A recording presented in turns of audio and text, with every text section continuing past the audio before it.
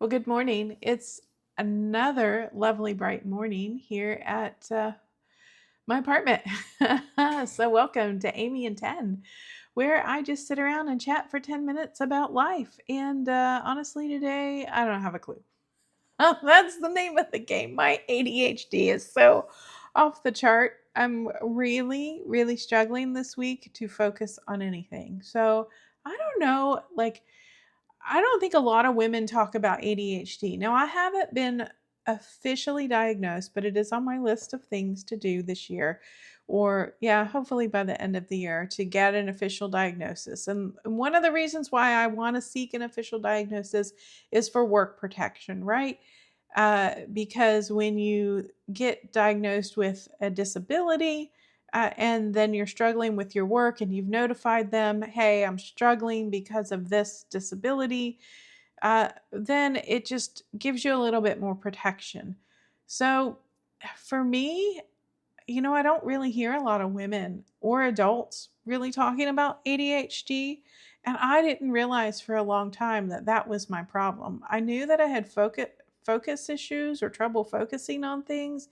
And I would say that I don't think that, from what I've seen of other people, that my ADHD is like off the charts or I'm can't function, but I do have a lot of trouble with sometimes focusing enough to do work and focusing enough to do housework or other projects or just getting getting life stuff done.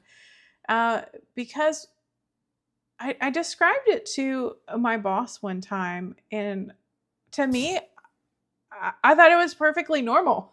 But apparently she's looked at me and she's like, no, like I've never experienced what you just told me. And I'm like, well, this is what my brain is like, especially in stressful situations. So, like, if you come to me and say, okay, well, we've got like this extra thing that needs to be done, but you have your normal work to do, and like it's kind of deadline time, right? I'm an accountant. I work on a very strict deadline of when things are due, and there's certain weeks of the month that are much busier than others. But sometimes that can send me into a tailspin. So what'll happen is if I'm given an extra task that I'm unsure or uncertain about, then I start worrying about it. And then that worry clutters my brain. And then I can't focus on the simple tasks that I'm already supposed to be doing. I have to make sure I have lists in place so I can literally just blindly go down a step by step list, because everything else is then interfering. And I kind of describe it as sometimes I get so caught up and wrapped up in my brain that I sit frozen at my desk and I can't move. And a lot of times I end up working like extended hours into 7, 8 o'clock at night, because I may have periods of 1 or 2 hours during the day that I'm just frozen. And I don't feel that my employer should have to kind of, I guess, pay me for that time. I don't think that it should be added into like my work time as my scheduled hours, because I'm struggling with ADHD and I cannot get myself moving. Sometimes I get so wrapped up in thinking about all of the possibilities that could go wrong with whatever it is that I've been assigned, that I have to get up and pace around my apartment, or I will just get up and go just stand in the kitchen, like just staring at the cabinet, because I cannot get my brain to calm down and stop going in circles. So for me, like, it's imperative that I have lists, checklists, due dates. I put everything on my calendar that I need to remember, that I need to do. And it's not about being forgetful. It's about my brain gets so cluttered with stuff that I can't always remember the things that I do, even when I do them day in, day out, month after month, year after year. So, um, so I am having some ADHD struggles this week. And for those of you who might have been on my last live stream this past Thursday, for Amy Loses It, you would have seen that. I was 6 minutes late to my own live stream. I swear to you, I do not know what happened. I felt like I had a time warp and I lost an hour. I even set at like 6:02 p.m., I actually picked up my phone and set a reminder for 5:59 p.m. and 6 o'clock p.m. But I didn't even notice that it was already after that. And then sometimes I can't even get myself organized enough to be, to get to just get going. I forget words, I get distracted. You'll notice sometimes in my videos, I don't finish sentences. And that's all the ADHD because I am mid sentence thinking about something and then my brain's in the next county. So, yeah, I don't take medication for it, and I don't know if it's severe enough that the doctor would even recommend that. Now, I will say that since I have been taking Zepbound, that has helped a bit. It really has calmed a lot of my anxiety that I would get from overthinking things.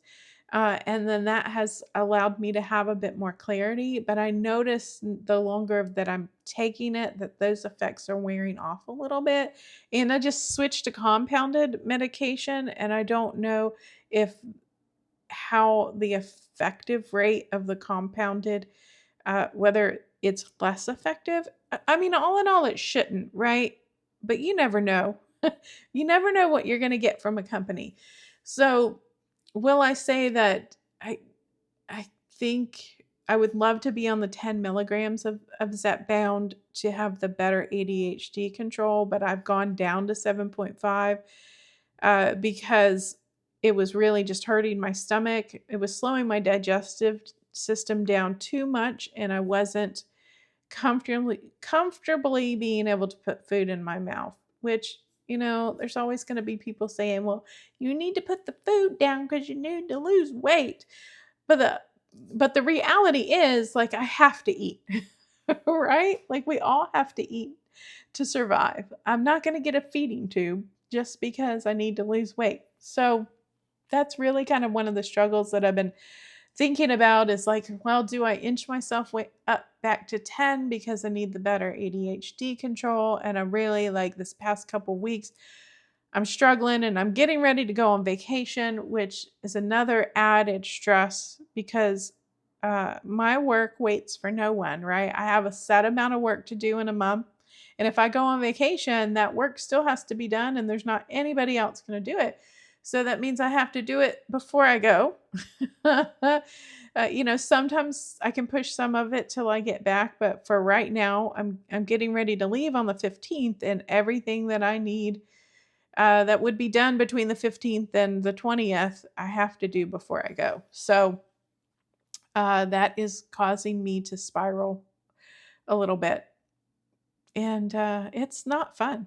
But I've really worked over the past year on techniques to help me uh, eliminate some of the spiraling and to keep me focused and back on track. And honestly, I swear to you, sometimes just getting up and walking around the house, clearing my mind, uh, getting a good drink of water, and just sitting down and writing a list again. Okay, well, what do I need to do today? What is the most important thing I need to do right now? And forget everything else.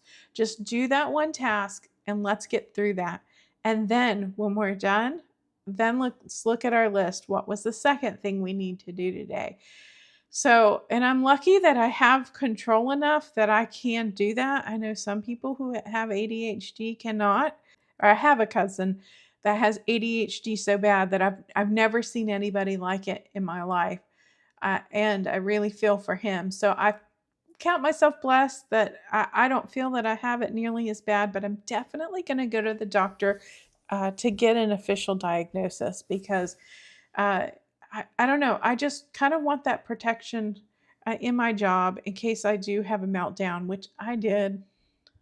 I kind of did have a whole meltdown about 2 years ago, or maybe about a year and a half ago, and that was when I was kind of really dealing with the effects of losing my brother. So, and I have mentioned that in a previous video, and I still haven't been able to put together a story about him, but I'd love to put that together for you to just, life lessons, life stories. I think it would just be good to have that have that on my record and confirm that I'm not crazy and that these things are out of my control, but I can learn to deal with them. So I just want to thank you for stopping by to listen to me ramble. So this is another episode of Amy and 10.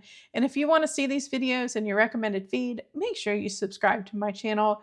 Hit that thumbs up button if you like the video. And if you want to be notified every time I release a video, make sure you hit that notification bell and turn your notifications on. So have a fabulous day, and I hope to see you again. Oh, oh, oh, oh.